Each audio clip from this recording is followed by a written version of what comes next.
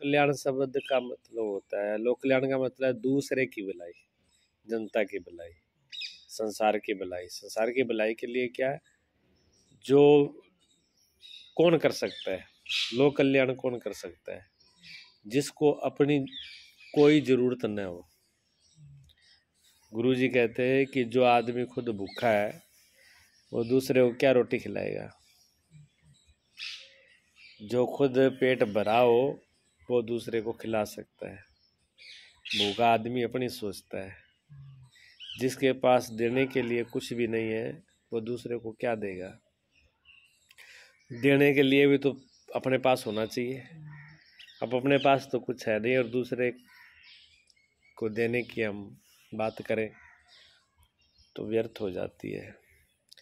इसलिए लोक कल्याण और आत्म कल्याण, जो आत्म कल्याण जिसने कर लिया हो, आत्म कल्याण का मतलब होता है अपने आप का कल्याण, अपने आप का भलाई, अपने आप की तृप्ति, अपने आप की भूख जिसने मिटा ली हो।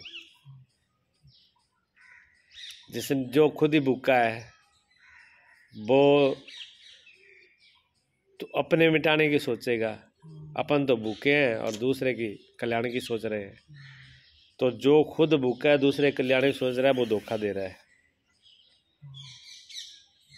वो क्या करेगा, खुद ही कमजोर है, खुद ही बीमार है, खुद ही उठ नहीं पा रहा और वो कहता है मैं दूसरे की सेवा कर दूंगा। जो डॉक्टर खुद ही चारपाई पर पड़ा हुआ है और जिस डॉक्टर को खुद ही जरूरत है वो दूसरे मरीजों को क्या करे, इलाज करेगा। स्वस्थ होना चाहिए। कहते हैं वैद्य रोगी तरण योगी, कहावत है। वैद्य अगर रोगी हो तो उस पर विश्वास करना मुश्किल है, क्योंकि वो खुद ही भी रोगी है तो फिर उसके स्वास्थ्य का उससे आशा कैसे की जाए।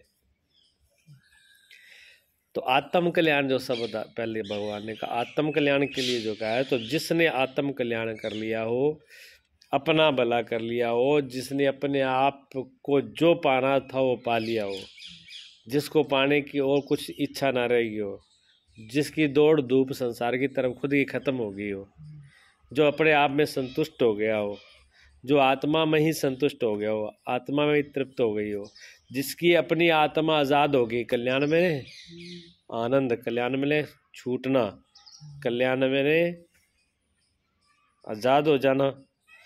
जो व्यक्ति जिसकी आत्मा खुद के बंधनों से मुक्त है, आत्मा बंधनों में है ना, हमने अपनी आत्मा को बंधन में डाल रखा है, लेकिन आत्मा बंधन में हो नहीं सकती, लेकिन अपने अहम की वजह से उसको डाल दिया। जब हम ही आज़ाद नहीं है, हम अपनी आत्मा से आज़ाद नहीं है। अब एक आदमी खुद जेल के अंदर है और वो चाहता है मैं सबको जेल से मुक्त कर दूंगा, कैसे कर देगा। जो खुद छूटा हुआ है वो ही छुड़ा सकता है। जो खुद बंधा है वो दूसरे को कैसे खोलेगा, खुद बंधा है वो दूसरे को खोल नहीं सकता। तो जिसने अपनी आत्मा का कल्याण नहीं किया वो लोक कल्याण नहीं कर सकता, वो दूसरे का भला नहीं कर सकता है। इसलिए महापुरुषों ने कहा कि परस्वार्थ, सबसे पहला आदमी अपना परस्वार्थ, अपने आप का भला कर ले। परस्वार्थ का मतलब होता है, परस्वार्थ का मतलब होता है अपने आप का जिसने भला कर लिया हो, दूसरे का भला नहीं। पुरुषार्थ का मतलब ये नहीं कि दूसरे के अर्थ को संवार दिया। पुरुषार्थ वेदांत कहता है पुरुषार्थ एक ही है, अपने स्वरूप को जान लेना, अपना कल्याण कर लेना, अपने आनंद को पा लेना, अपने खजाने को पा लेना, अपने आप में संतुष्टि कर लेना, यही पुरुषार्थ है। जहाँ ये कहो कि जिसने अपना स्वार्थ सिद्ध कर लिया हो वो दूसरे का पुरुषार्थ कर सकता है, दूसरे का भला कर सकता है। हाँ, इसलिए सही अर्थों में संसारिक लोक कल्याण वही कर सकते हैं जो महान पुरुष हैं। भगवान लोक कल्याण के लिए आते हैं, श्री राम लोक कल्याण के लिए आए। ऐसे श्री नानक देव जी, गोविंद सिंह जी, जितने भी 10 गुरु हैं, कबीर साहब, महावीर गौतम बुद्ध, चैतन्य महाप्रभु, ऐसे अनंत संत और भी हैं जिनके नाम नहीं है इतिहास में। ऐसे भी संत हैं जो कुछ भी देखने में लगता है कि कुछ नहीं कर रहे। यहाँ तक है कि गुफा के अंदर बैठे हुए हैं जंगल में और जनता को दर्शन भी नहीं दे रहे, वो भी लोक कल्याण का कार्य करे करते हैं। उनके वहाँ बैठने मात्र से ही उनकी तपस्या का, उनकी आत्मा का प्रभाव इतना है कि उससे भी लोक का कल्याण हो रहा है। उनके संकल्प मात्र से, महापुरुषों के संकल्प मात्र से लोक कल्याण हो जाता है। वो कोई संकल्प भी कर ले कि जनता के अंदर ये भलाई हो जाए तो वो भी हो जाती है, जिसने अपना कल्याण कर लिया हो। और जिसका अपना कल्याण हुआ नहीं हो वो फिर क्या देते हैं, वो भाषण देते हैं। भाषण देते हैं, अब की बार हम आ गए सत्ता में तो तुम्हारी काया पलट दें। काया तो क्या पलटोगे तुम, सब कुछ पलट दोगे हमारा जो है, बस भले पलट दो, काया तो पलटी नहीं जाएगी, बसों के आगे लगा दोगे और तो क्या होगा। वो भाषण तो बहुत बड़े कर देते हैं, हमारे ये कर देंगे, तुम्हारे लिए कर देंगे, तुम्हारे लिए कर देंगे, तुम्हारे लिए कर, जनता के लिए करने के लिए कितने वादे करते हैं। लेकिन जनता का भला नहीं कर पाते, उनकी अपनी भूख नहीं मिटती। जब वो सत्ता पे आ जाते हैं फिर वो अपना वो भूखे होते हैं ना, वो भूखे होते हैं तो अपना पेट भरने लगते हैं फटाफट, अपनी पूर्ति करते हैं वो। और अपनी पूर्ति उनकी हो नहीं पाती, सब कुछ लूटने के बाद भी वो सब कुछ अपना भर लेते हैं, खजाने भर लेते हैं, बैंक भर लेते हैं, तिजोरियाँ भर लेते हैं, जगह भर लेते हैं, कोठियाँ जमीन जायदाद खरीद लेते हैं, देशों विदेशों तक खरीद लेते हैं, फिर भी उनकी भूख मिटती नहीं है। क्यों? वो बार से उन्होंने आत्म बोध नहीं है, आत्म कल्याण नहीं है। अगर आत्मा का कल्याण, आत्मा से संतुष्ट होते वो, अगर अपनी आत्मा में संतुष्ट होते, अपने आप में संतुष्ट होते तो फिर भिखारी की तरह लूटते थोड़ी ना दूसरों को, जरूरत ही नहीं थी। इतने संतुष्ट होते, इतने शांत होते। इसलिए जितने बड़े बड़े महापुरुष हुए हैं वो देखो, कबीर साहब चाहे कुछ भी नहीं था पर दिन में जो भी चढ़ावा आता, जो भी उनको मिलता, शाम को कहते सब बांट दो। शेख फरीद तो यहाँ तक, जो शेख फरीद के और निज़ामुद्दीन औलिया थे ना, शेख फरीद के गुरु जो थे, वो तो ऐसे थे कि जिस हांडी में भोजन बने वो हांडी भी शाम को तोड़ दो, वो भी दे दो। हाँ, कोई चीज़ बचनी, सामान तो क्या बचना है, बनाने वाला बर्तन भी नहीं बचना चाहिए। परमात्मा सुबह और देगा, इतना भी संग्रह नहीं है। मतलब लोक हित का मतलब यह था कि अपने लिए कुछ भी नहीं, सब लोक हित के लिए। और दूसरी बात एक और थी, मांगना कुछ नहीं। उनका ये भी नियम था भी मांगना कुछ नहीं है। यहाँ क्या नहीं मांगना, एक चुटकी नमक तक भी नहीं मांगना, जो आए और वो भी शाम को पूरा लगा देना है। तो एक बार ऐसे, और जो आ जाए वैसे ही भोजन बनाना है और वही खाना है, भोग लगाना है और वही खाना और वही खिलाना है। तो एक बार क्या हुआ कि भंडारे के अंदर बहुत माल पानी आया, घी, सब्जी, मिठाइयाँ, कोई कमी नहीं रही, पर नमक नहीं चढ़ाया किसी ने। कोई भी नमक देगा ही नहीं, किसी को ख्याल ही नहीं आया भी नमक जैसी सस्ती चीज़, छोटी चीज़ तो कोई भी दे देगा। बड़े बड़े लोग आते, कोई टीन रख गया, कोई सब्जी रख गया, कोई मिठाई रख गया, कोई घी रख गया, कोई कुछ रख गया, लेकिन किसी के दिमाग में ये नहीं आया भी नमक आया नहीं। तो 7 दिन तक भोजन बना बिना नमक के। जब 7 दिन तक बिना नमक के भोजन बना तो शेख फरीद जो है उनके शिष्य थे औलिया के, तो उन्होंने कहा कि देखो, एक छोटी सी चीज़ के पीछे 7 दिन से सब बिना स्वाद का भोजन कर रहे हैं, बिना नमक के। अब और कोई कमी तो है नहीं, यहाँ पर इतना भरा पड़ा है, तो क्या होना हो कि थोड़ा सा एक थैली खरीद के ले आए। तो उसने कहा कि गुरुजी को क्या मालूम पड़ता है, थोड़ा सा, एक उस टाइम में 1 टके की थैली आ जाती थी बड़ी सारी, तो उसने 1 टके का नमक ले आकर के धीरे से रख दिया। हाँ, रख के रसोई में रख दिया ला के जी ने। अब वो डल दिया तो सबसे पहले गुरुजी को विधान भी ये है कि सबसे पहले भगवान को, गुरु को खिला करके तब खाओ। तो गुरु सदगुरु मौजूद थे तो सबसे पहले निजामुद्दीन औलिया को ही दिया गया। गुरुजी को भोग के लिए लिया, जैसे थाली रखी थाली लेकर के उन्होंने तोड़ा, ऐसे को तोड़ के ऐसे ले गए, हाथ यहीं रुक गया उनका, हाथ यहीं रुक गया और उन्होंने वापस रख दिया भाई। उन्होंने कहा मेरे नियम को किसने तोड़ा आज? हाँ, इसमें से कोई चीज लिया करके मांग ले करके डाली गई है। अब उन्होंने पूरे एकदम लाल आंखें, सब लोग कोई भोजन नहीं पाएगा, ये कोई भोजन पाएगा नहीं, क्योंकि उन्होंने नहीं पाया तो कोई नहीं पा सकता, भोग ही नहीं लगा तो बात खत्म हो गई। तो इस भोजन को कोई नहीं पाएगा। तो वो भोजन तो है उन्होंने सारा बार गऊओं को तो डलवा दिया गया, ठीक है, डलवा दिया सब। अब उन्होंने कहा जिसने गलती की है वो सामने आज पूरे आश्रम में सबको सजा दूंगा। शेख फरीद ने कहा कि मेरे एक के बदले सब लोग परेशान होंगे, दुखी होंगे, दंडित होंगे, दोषी तो मैं ही हूँ। उन्होंने हाथ जोड़ के कहा गुरुजी अपराधी तो मैं हूँ आपका। मैंने सोचा 7 दिन से ऐसे बिना स्वाद के भोजन कर रहे हैं, तो मैंने 1 टका का नमक ला के रख दिया, मैंने इतना ही अपराध किया। तो उन्होंने कहा कि अब तुम 7 दिन भोजन नहीं करोगे। गुरु ने आदेश दे दिया तूने मेरी आज्ञा को उल्लंघन किया, इसलिए 7 दिन तुम्हें भोजन नहीं मिलेगा। अब उन्होंने कहा ठीक है, 7 दिन फिर उनको भोजन नहीं दिया। मेरे नियम को तोड़ा। तो क्या नियम था?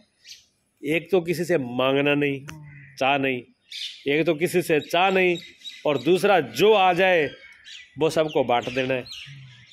अब विचार करो, ऐसे आदमी को गद्दी पर बिठा दे तो वो लूटेगा जनता को? वो जनता को नहीं लूटेगा, वो तो लुटा देगा जनता को। ले जाओ भाई जाने में जो कुछ है बस खूब है, लेकिन नियम से।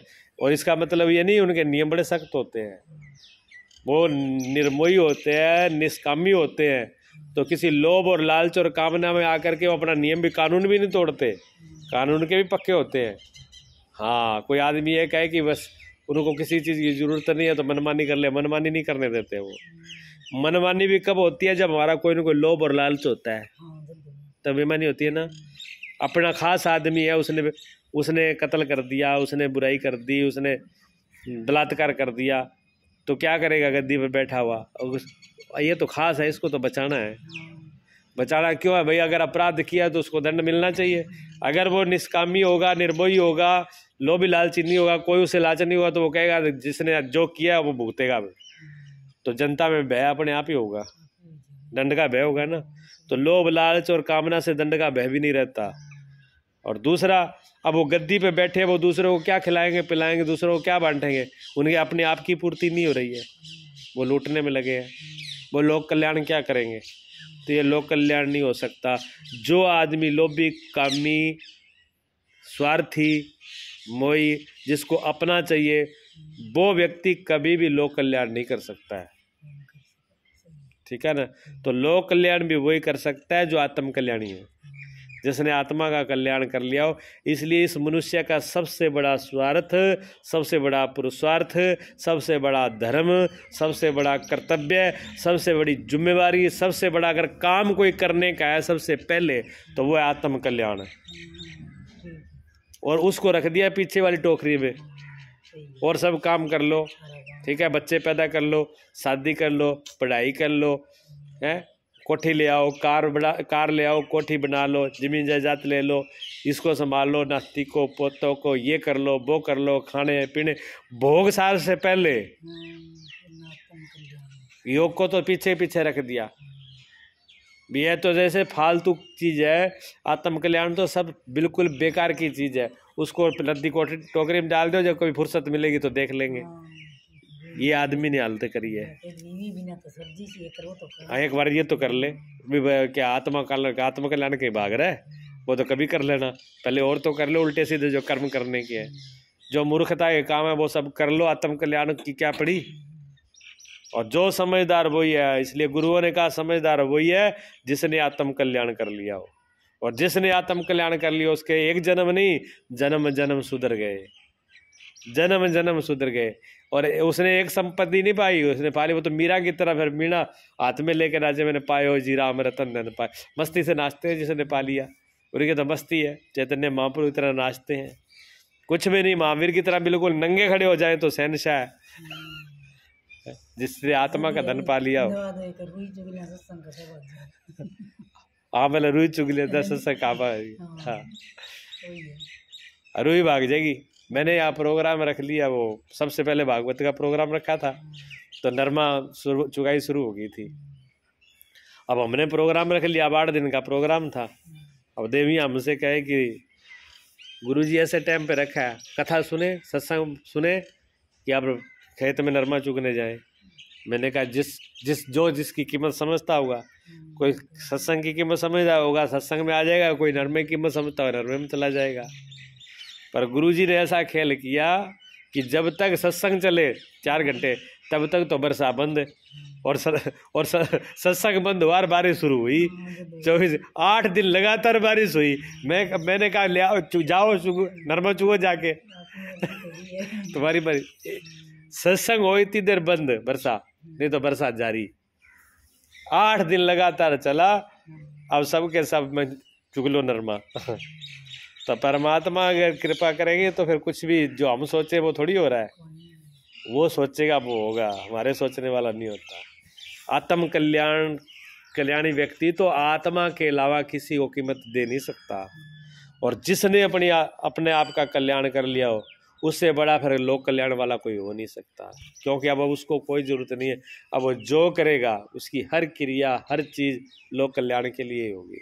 उसका बोलना लोक कल्याण के लिए, उसका उठना लोक कल्याण के लिए, उसका चलना लोक कल्याण के लिए, उसका कार्य करना क्रिया करना लोक कल्याण के लिए, उसका खाना रोटी पकाना सब कुछ लोक कल्याण के लिए है। उसका अपने लिए कुछ है ही नहीं। हाँ ठीक है ना, आई समझ में। लोक कल्याण में और आत्म कल्याण में ये फर्क है। तो आत्म कल्याण ने, जिसने आत्म कल्याण चुन लिया हो, उसके लिए फिर लोक कल्याण दूर नहीं है। लोक कल्याण तो उसका अपने आप होगा, उसकी सांस सांस में होगा। आपने जरूरत को नहीं है जो को सारे लोग, उसकी एक एक श्वास भी लोक कल्याण के लिए फिर। और जब तक अपना ही स्वार्थ है, अपना ही कल्याण नहीं, वो क्या सोचेगा? तब तक तो जीव जब तक आत्म कल्याण नहीं कर लेता तब तक हर चीज़ को अपने काम लेता है। मुझे सांस मिल जाए, वो अपने स्वार्थ के लिए पेड़ों को काट लेगा, प्रकृति को काट लेगा, जीवों की हत्या कर देगा। अपने स्वार्थ के लिए आदमी क्या क्या करता है, जानवरों को मार डालता है, यहाँ तक गऊओं को मार मार के बेच देते हैं चोरी, अपने स्वार्थ के पीछे है।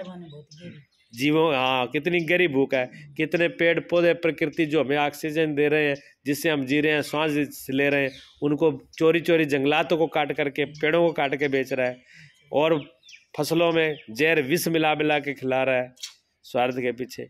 हर चीज़ जो पैदा करता है, यूरिया डीएपी खाद स्प्रे डालो फटाफट, नहीं हो लौकी नहीं बढ़ रही तो इंजेक्शन लगा के बढ़ा दो, है गऊ दूध नहीं दे रही तो इंजेक्शन लेकर निकाल लो, भैंस दूध नहीं इंजेक्शन से निकाल लो। ये क्या, तो अपने स्वार्थ के लिए कितने जहर घोर रहा है, ये सारे विष पैदा कर रहा है। तो ये अपने स्वार्थ के लिए सब चीज़ का शोषण कर रहा है। धरती का इसने शोषण कर लिया, आकाश का इसने शोषण कर लिया, वायु का इसने शोषण कर लिया, प्रकृति पूरी प्रकृति का, पौधों का, जीवों का, सबका शोषण कर रहा है। ये सिर्फ बाल बच्चे पत्नियों का नहीं है। आदमी पत्नी पति से क्यों दुखी है? उनका इच्छा ही पूरी नहीं होती, उनका स्वार्थ ही पूरा नहीं हो रहा।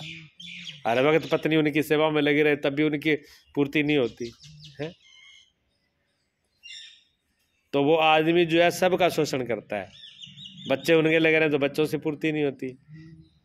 तो शोषण करने वाला आदमी बड़ा खतरनाक है। और जब तक ये अंदर से आत्म कल्याण के रास्ते पर नहीं जाएगा तब तक ये शोषण करता ही रहेगा। आत्म कल्याण के तो बातें कर रहे हैं। इसलिए राजा कौन होना चाहिए? राजा ऐसा होना चाहिए जो आत्म कल्याण, जिसको कुछ नहीं चाहिए। ऐसा कोई, लोग कहते हैं कि संत महात्मा और फकीरों को राजनीति से क्या लेना है। इनको बेवकूफ़ों को पता ही नहीं कि संत पे वहाँ पे फकीर 10 गुरु, सिख धर्म के जो अब माने जाते हैं 10 गुरु, वो गद्दी पर रहे हमेशा। और जब तक गद्दी पर गुरु विराजमान रहे तब तक किसी के साथ अन्याय नहीं हुआ।